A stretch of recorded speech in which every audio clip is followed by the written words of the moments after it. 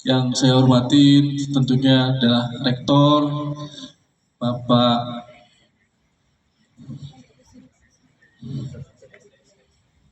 Profesor Dr. Moh Afandi Matrani, kemudian Associate Profesor Dr. Moh Nasir Ismail,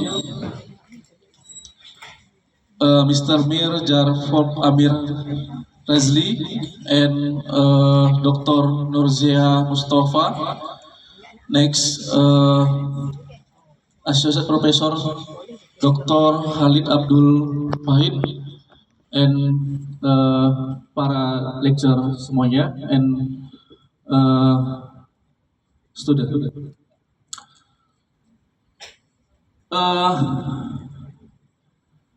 Culture Wisdom for Green Inclusive Growth.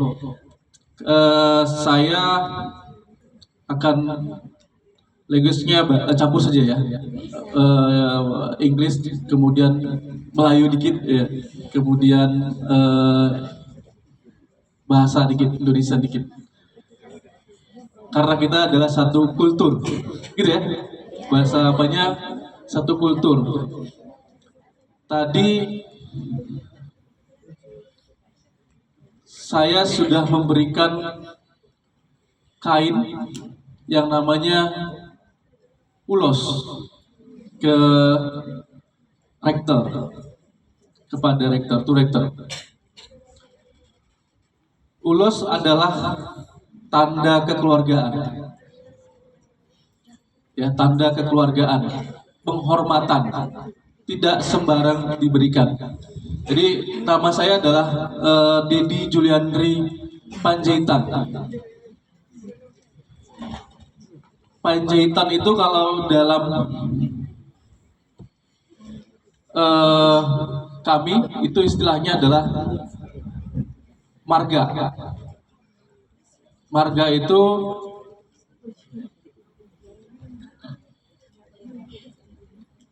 kalau dalam istilah Melayunya apa ya? Keturunan ya. Keturunan. Setiap keturunan itu namanya sama. Diletakkan di akhir nama, Panjaitan. Ini adalah marga atau identitas, ya, identitas family, suku Batak. Jadi ulos tadi adalah suku Batak.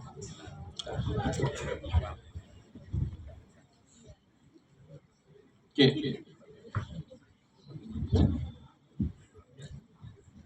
Nah,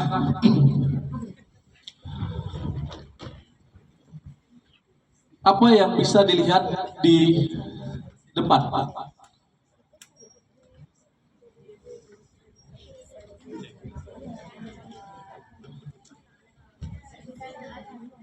Bencana alam. Apa yang terlihat? Ayo sih.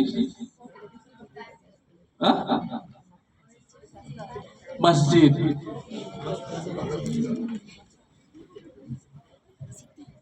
Ya. Ini bencana alam, saya ambil dokumentasi bencana alam yang barusan saja terjadi. Di mana? Aceh. Walaupun berada di Aceh, tetapi di sini juga mengetahuinya. Saya berangkat tadi pagi dari Kota Baru ya. Kota Baru to Maca. Ya?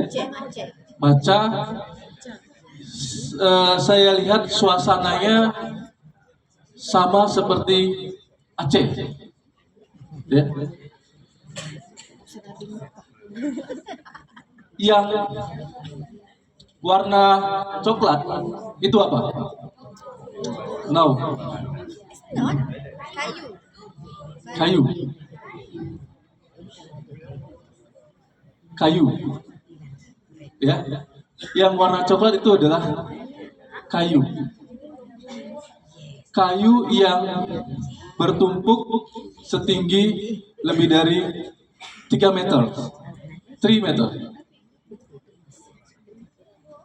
Nah, kenapa saya bahas ini? Karena ini penting bagi kita. Saya di sini ada accounting, kemudian ada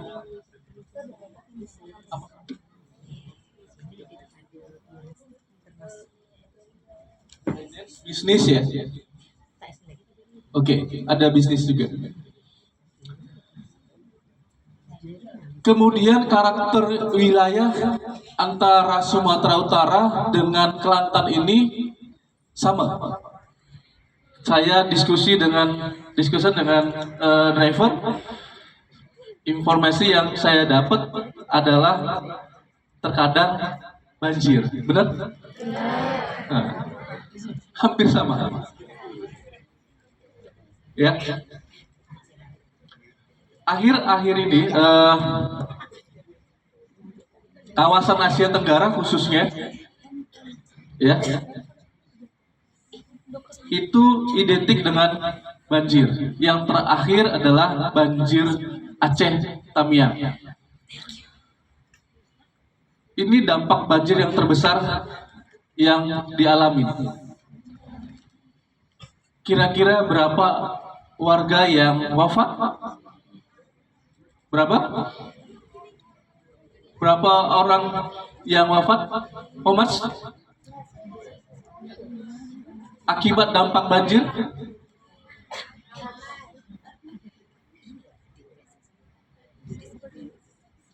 Yang wafat saja lebih dari 1.000. Lebih dari 1.000. Bisa ngebayangin ya? Bisa dibayangin yang wafat lebih dari 1.000. Dampak banjir yang dialami di Aceh Tamiang. Nah, fenomena ini tidak hanya sebatas fenomena alam. Dan tidak hanya alam, tetapi ini adalah juga ada kontribusi dari kita sebagai human. Ya.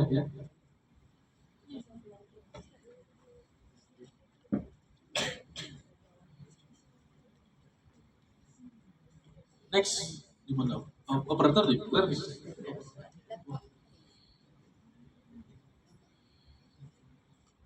Oke.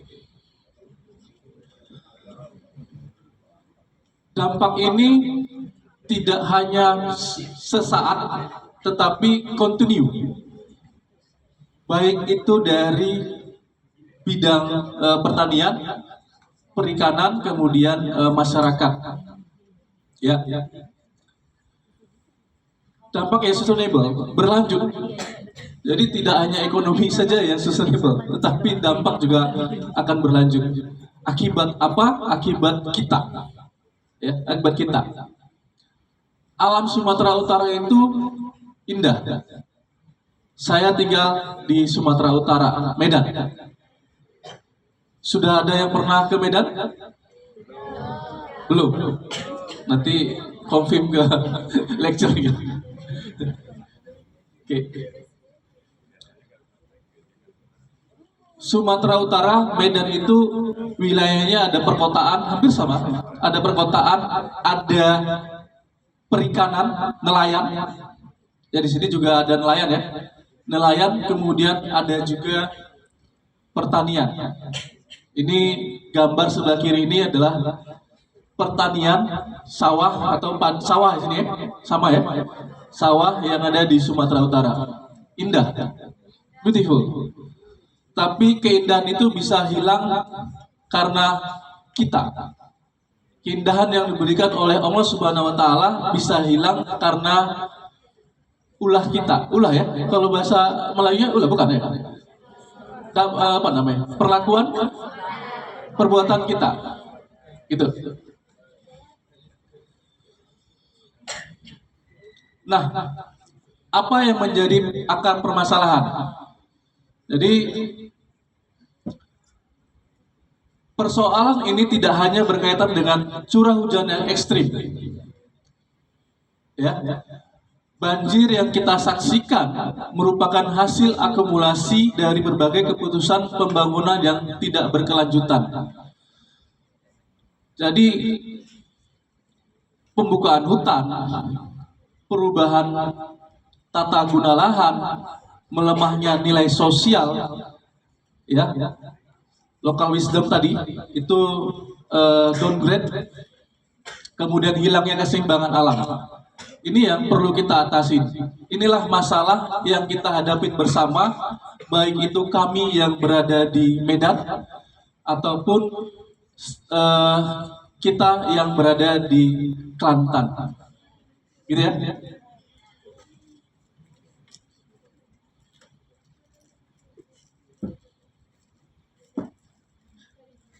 Oke.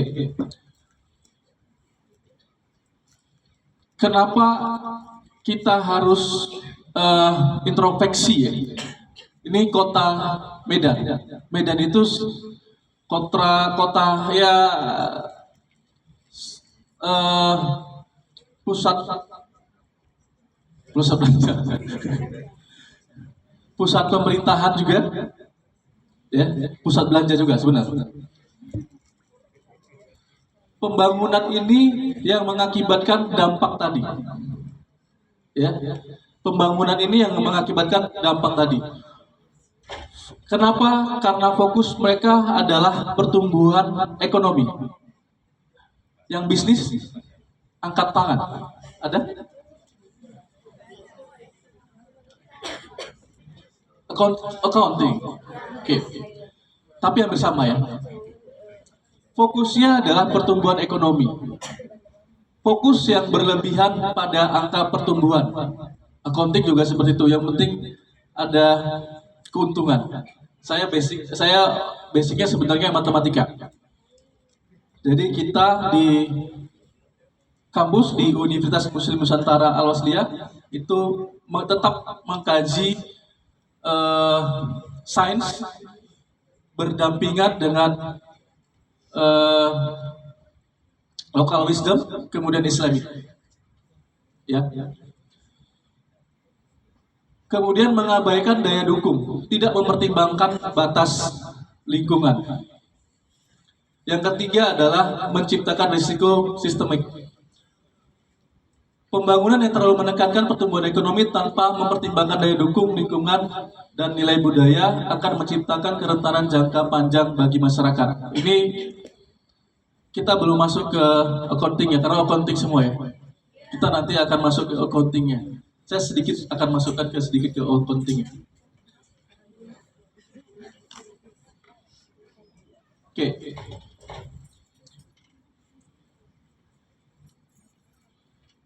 Nah, pertumbuhan ekonomi, peningkatan produktivitas dan kesejahteraan material, kemudian menjaga daya dukung ekosistem untuk generasi mendatang, kemudian distribusi manfaat yang merata untuk semua lapisan masyarakat. Artinya semua masyarakat harus menerima. Oke. Ini yang menjadi question kita. Ya. Apakah paradigma Green Inclusive Growth dapat diwujudkan hanya melalui kebijakan dan teknologi modern? Kita generasi muda, ini saya ikut-ikut student nih, muda. Karena memang usianya kita tidak terlalu jauh ya. Usia saya 20 kali ya.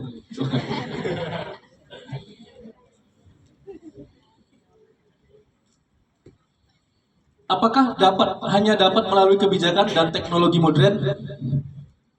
No. Kalau hanya ini yang diterapkan, maka tidak ada yang namanya pengendali. Ya. Kalau orang accounting mau untung saja. Ya, keuntungan ya. Keuntungan yang paling utama. Tanpa melihat keseimbangan. Ya. Jadi kalau itu dilakukan, maka jangka pendeknya yes, tetapi jangka panjangnya menjadi sebuah problem. Apa yang harus dilakukan? Yang harus dilakukan adalah mengintegrasikan local wisdom, ya, integration dengan local wisdomnya. Kelantan punya local wisdom? Ada?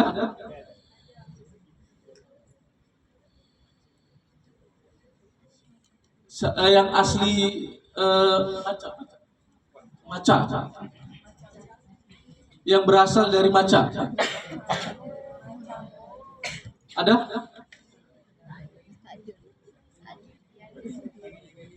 Tak ada, tak ada.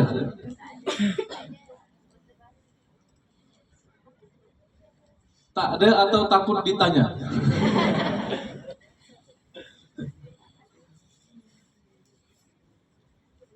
Saya yakin bahwa Kelantan itu punya local wisdom. Yakin saya bahwa Kelantan punya local wisdom.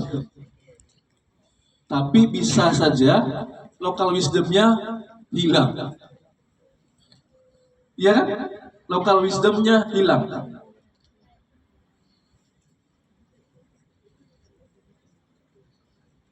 Hilang kenapa? Karena teknologi muncul.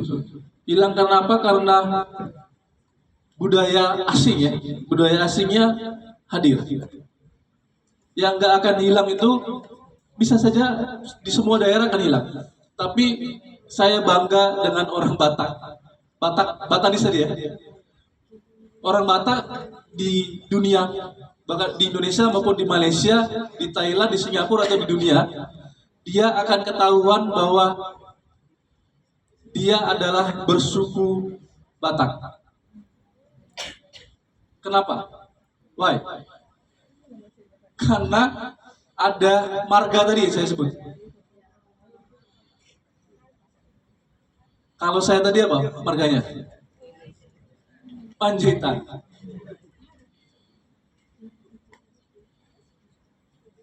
Kalian bisa searching di Google berapa orang yang menggunakan marga Panjaitan. Itu kan banyak.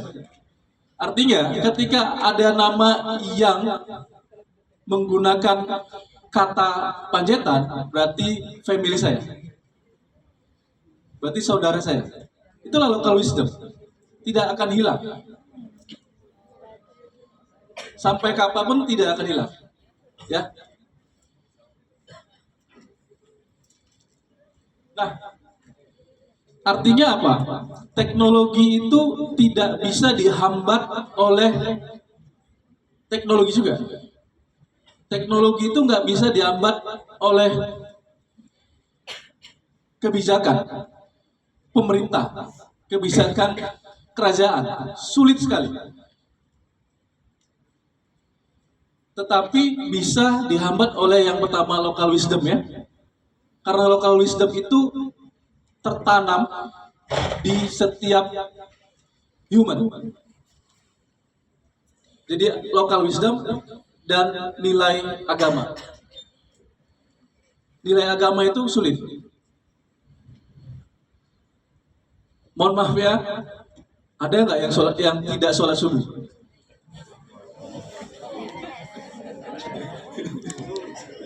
Ada nggak yang tadi pagi tidak sholat subuh? Nggak ngaku ya? Tidak ada yang ngaku ya? Ada yang nggak pernah sholat? Ada. Ya kan? Bahkan ada yang tidak sholat Jumat. Ada kan? Tetapi orang yang tidak sholat Jumat tadi, yang tidak pernah sholat bahkan, ketika agamanya disinggung, dia marah. Benar ya? Right? Benar ya? Oke. Jadi saya katakan agama, kemudian local wisdom budaya, itu sangat mempengaruhi keseimbangan. Mempengaruhi keseimbangan. Ya. Karena kalau tidak ada keseimbangan, ini teknologi yang akan menghancurkan.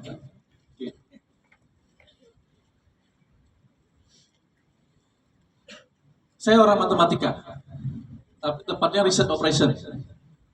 Ya, konsentrasi saya adalah research operation. Tapi kita nggak hitung-hitungan matematika. Nggak. Nanti kalau hitungan matematik ini bisa bubar. Apa bahasa ini yang apa? Bisa keluar semua. Oh, bahasa Melayunya apa? Hah? Hah? Bisa keluar. Bahasa Melayunya bisa bersurai. Kalau kita bahas matematik, ini bisa bersurai. Saya nggak bahas matematiknya.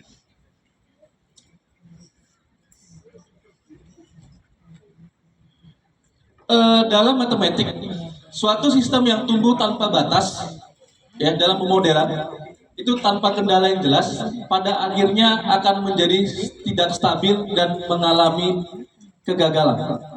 Jadi saya matematik fokusnya adalah pemodelan, ya riset operasi, kemudian di pemodelan.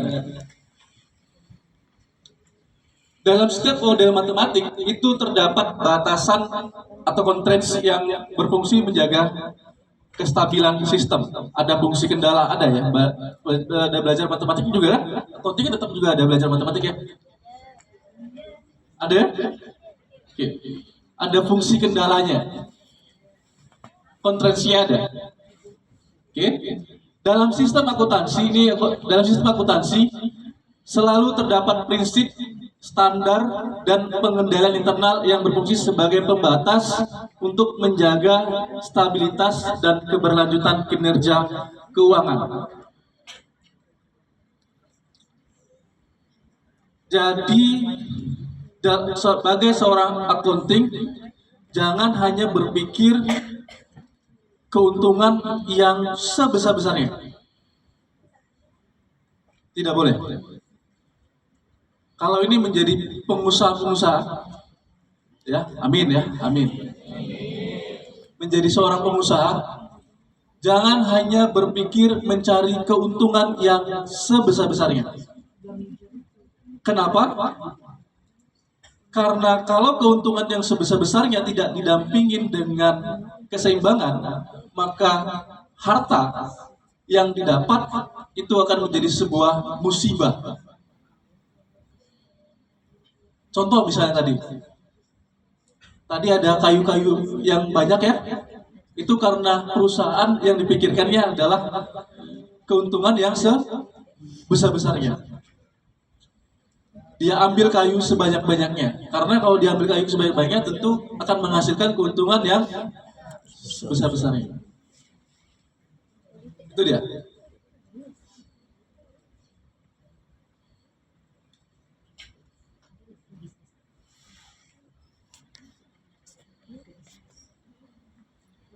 Nah, ini dalam prinsip optimasinya, ketika kendala diabaikan, solusi yang tanpa optimal dalam jangka pendek justru menjadi sumber masalah dalam jangka panjang.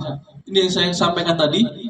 Keuntungan, kita mau ambil keuntungan yang banyak dan cepat, yakinlah bahwa itu akan menjadi dampak negatif bagi jangka panjang. Jangka panjang itu sustainable ya, waktu yang lama, ya, waktu yang lama.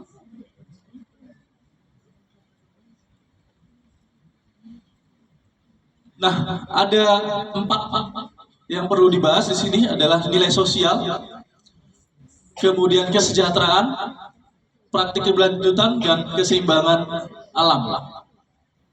Ya, tetap alam harus kita pikirkan. Kenapa?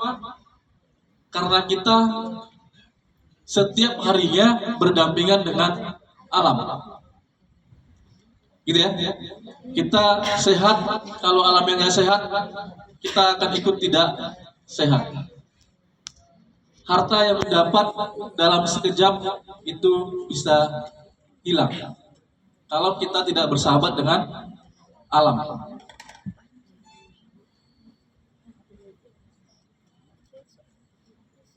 Nah,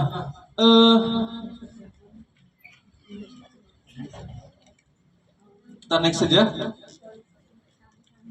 Nih, sinergi multi pendekatan. Jadi ada ilmu pengetahuan tetap kita lakukan sebagai akademisi, sebagai student, kemudian pemikiran matematik. Tidak bisa lepas itu dengan yang namanya matematik, nggak bisa lepas. Logiknya harus ada, ya. Kemudian ada kebijakan publik, ya. Kebijakan publik ini tidak kita yang bertanggung jawab, karena ini adalah, kalau di sini pemerintahan, kalau di sini berarti kerajaan yang bertanggung jawab, tapi kita menjalankan. Makanya di sini ada partisipasi masyarakat. Kita adalah masyarakat. Oke. Kemudian ini yang saya katakan tadi adalah kearifan lokal. Lokal wisdomnya harus ada. Kalau ini tujuannya adalah hanya sebatas penyeimbang, ya, penyeimbang, pengontrol.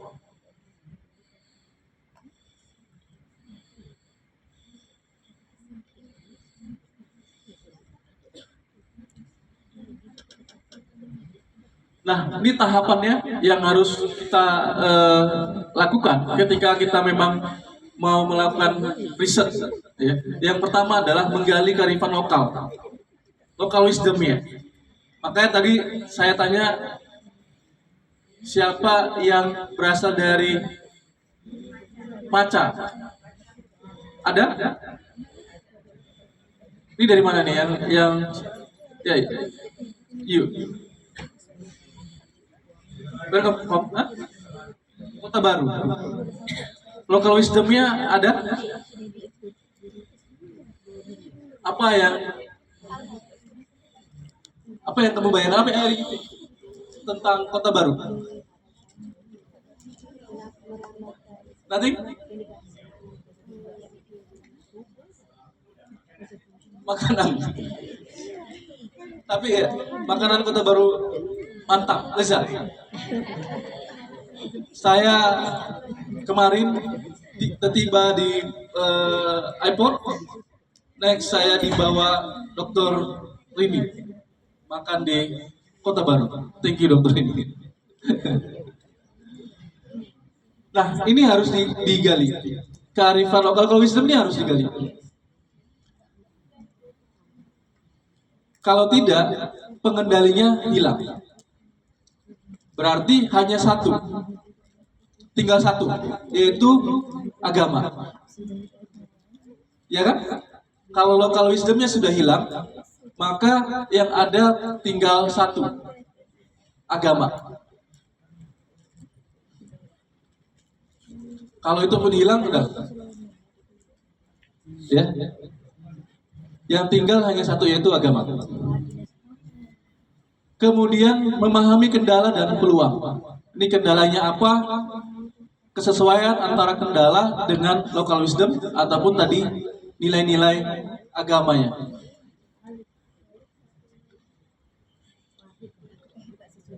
Kemudian menyatukan pendekatan formal dan informal. Yang terakhir adalah penerapan keberlanjutan. Sustainable-nya harus jelas. Ya. Sebagai student, apa yang bisa dilakukan?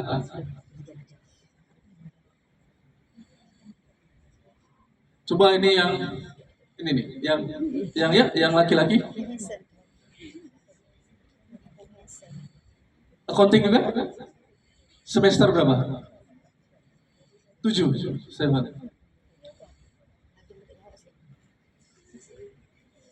Apa yang siapa namanya? Hah? Zul ya. Apa yang Zul pikirkan tentang mas asli Kota Baru juga? Apa yang Zul pikirkan tentang Kota Baru next time? Jawab.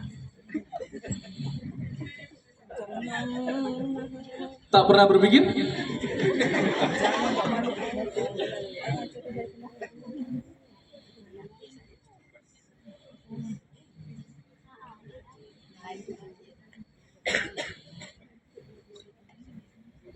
Tak pernah?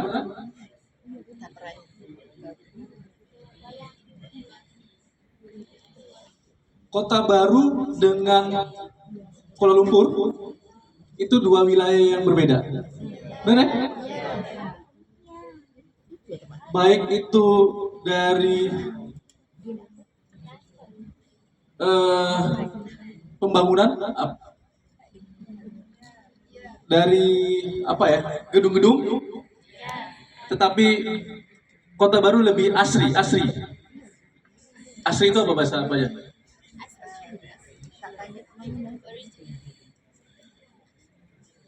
View-nya lebih bagus,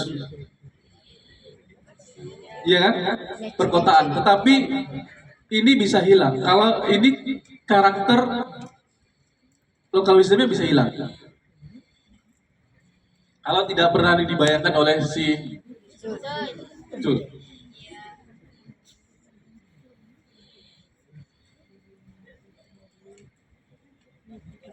Oke. Pemahaman kontekstual, mengerti realitas sosial dan budaya. Ini harus wajib. Kalau di kita itu wajib. Di kami di Medan itu wajib. Ya. Solusi berkeadilan menghasilkan jawaban yang kontekstual dan etis.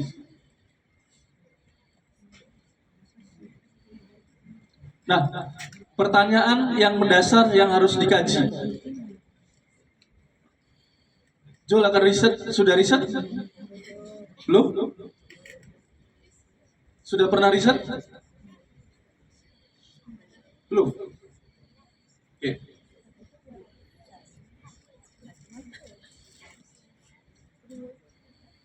Bagaimana nilai-nilai budaya lokal dapat diintegrasikan secara sistematis dalam kebijakan pembangunan? Boleh juga dalam kebijakan accounting. Sama seperti yang tadi, saya sampaikan bahwa nilai accounting itu tidak hanya sebatas angka. Ya, accounting tidak hanya sebatas angka, tetapi keberlanjutan itu yang terpenting. Bagaimana pendekatan matematis dan kualitatif dapat digunakan untuk mengukur batas keberlanjutan yang objektif. Itu harus diriset. Kemudian kita sebagai akademik, student harus mampu menghubungkan ilmu pengetahuan, kebijakan, dan masyarakat. Oke. Nah, kalau kita lihat di sini ada fondasi pembangunan yang berkelanjutan. Sebentar, sedikit lagi, ini terakhir nih.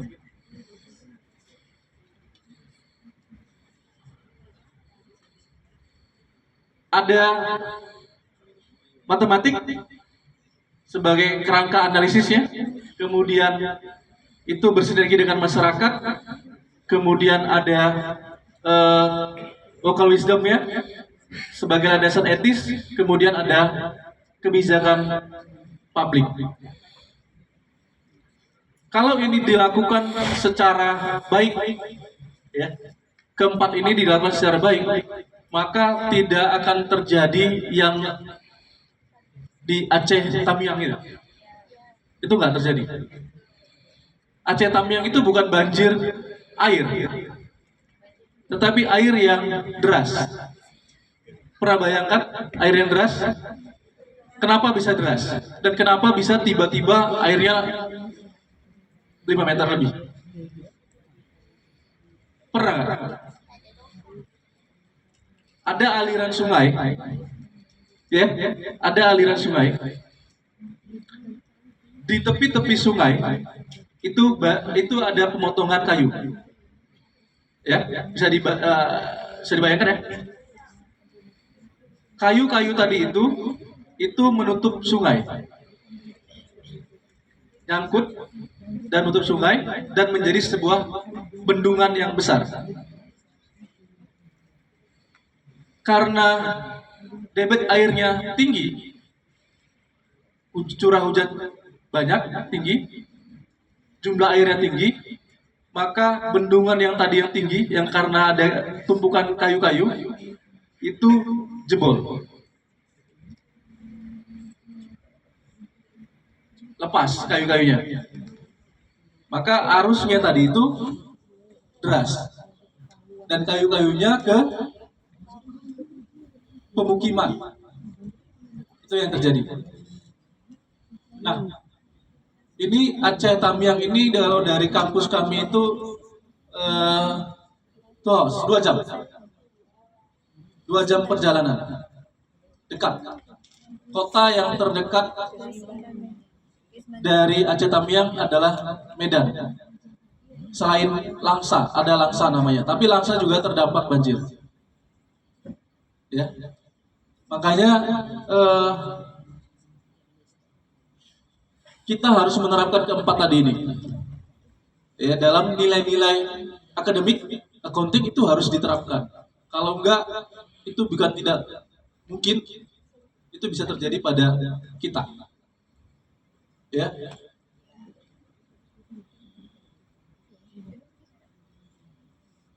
Jadi di mana peran kita sebagai mahasiswa, sebagai student, perannya adalah, kalau yang pertama kali saya sampaikan, perannya tentunya adalah menggali local wisdomnya, karena tadi sudah mulai hilang. Ya. Jadi tinggal agamanya, tinggal Islamnya. Tadi saya sampaikan apa tadi? Di awal saya baca As-Soff ya. Ya ayyuhalazi, ini ada yang hafiz Quran ya? Ya ayyuhallazina amanu hal adullukum ala tijaratin tunjikum min azabin alim tu'minuna billahi wa rusulihi wa tujarina fisabilillah bi amwalikum wa anfusikum dzalikum khairul lakum in kuntum ta'lamun. Itu hai orang-orang yang beriman. Beriman kan? Coba tunjuk tangan yang tidak beriman. Ada? Ada kan? Tak ada. Hai orang-orang yang beriman, would you like information? Maukah kamu kuberikan informasi?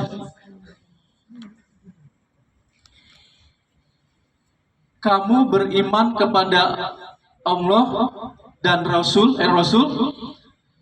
dan berjihad. Itu Al-Qur'annya. As-Soff 10:11, berjihad. Jadi tidak hanya beriman kepada Allah dan Rasul, tetapi di situ diminta berjihad. Berjihad di jalan Allah Subhanahu wa taala. Nah, jihad yang bisa dilakukan itu adalah tadi pengembangan ilmu pengetahuan yang humanis.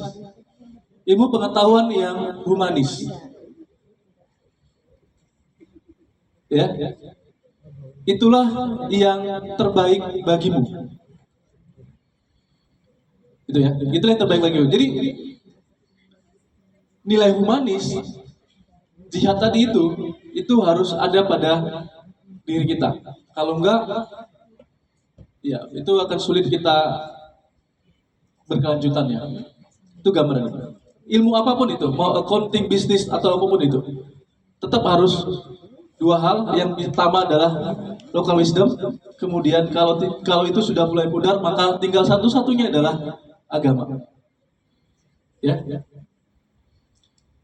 Jadi ini kalau di klik ini operator ini kalau diklik ini nyambungnya ke video nih. Coba di ini. Saya sedikit saja.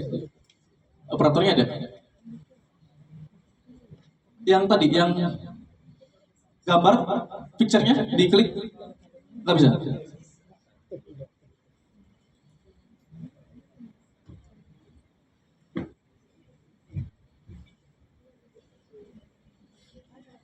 Oke. Jadi intinya adalah ini bahwa keberlanjutan itu penting, ya. Mudah-mudahan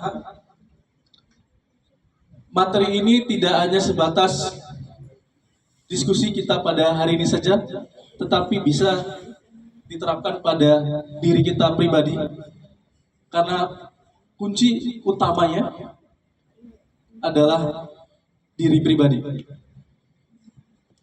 Ya. kita tidak berpikir hanya untuk hari ini ataupun besok, tetapi kita harus berpikir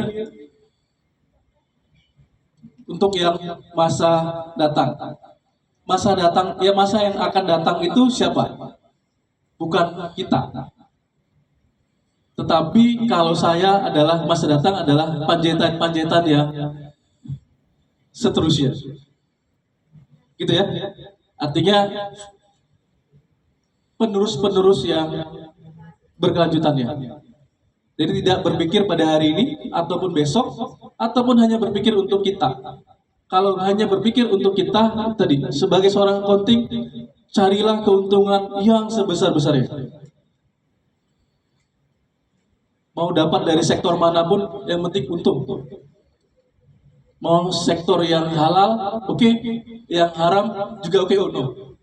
Gitu? Yang halal is oke. Halal pun itu harus dilihat. Apakah halal ini moderatnya ada atau tidak?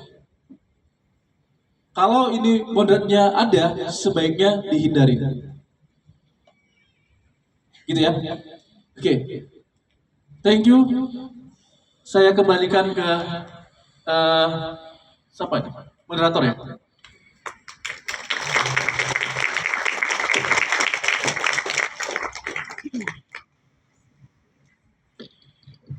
Alhamdulillah, thank you Associate Professor Dr. Dedi Juliandri Panjaitan, SPD MSI, for the insightful and meaningful sharing of cultural wisdom.